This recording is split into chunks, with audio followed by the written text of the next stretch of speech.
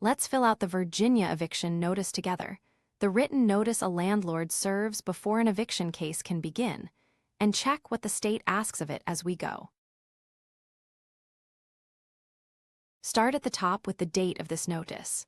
Then the landlord's name, in our example Anna Baker, and the tenant's, here Ben Carter. The form asks for every tenant and every adult residing at the premises, so list each one on its own line. If the lease has a guarantor, name them too, and if a line does not apply, write NA rather than leaving it blank.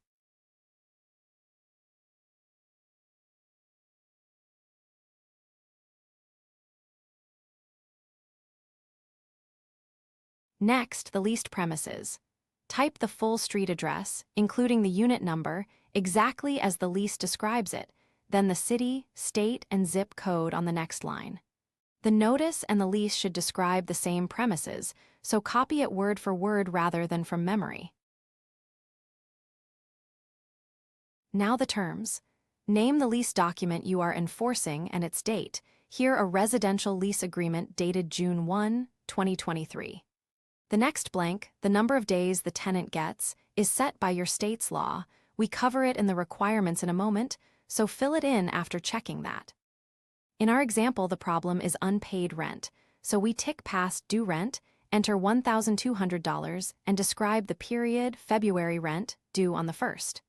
We tick late fees, $50, then the total amount due, $1,250. Tick only the boxes that actually apply and be specific. A vague notice is easier to challenge.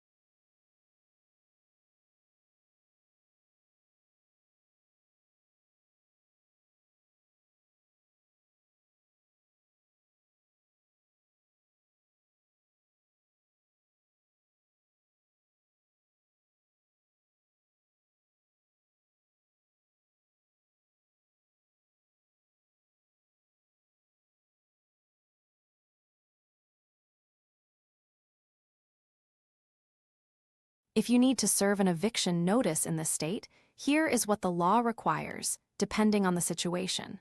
For non-payment of rent, you must give the tenant 5 days written notice, letting them know they have not paid and that you intend to terminate the rental agreement if they do not pay within that 5-day period. Payment must be made by cash, cashier's check, certified check, or completed electronic funds transfer. If you are dealing with a lease violation that can be fixed, the tenant has 21 days to remedy the breach. If they do fix it within that time, the rental agreement does not terminate. If they do not fix it, the tenancy ends not less than 30 days after they receive the notice.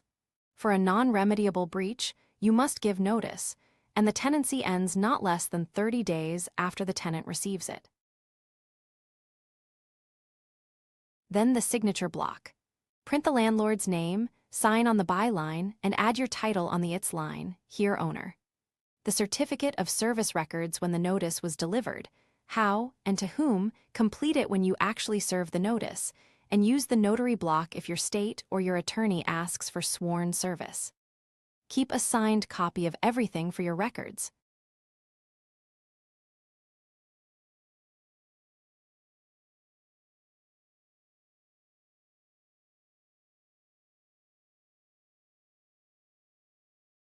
Remember, this is general information, not legal or tax advice.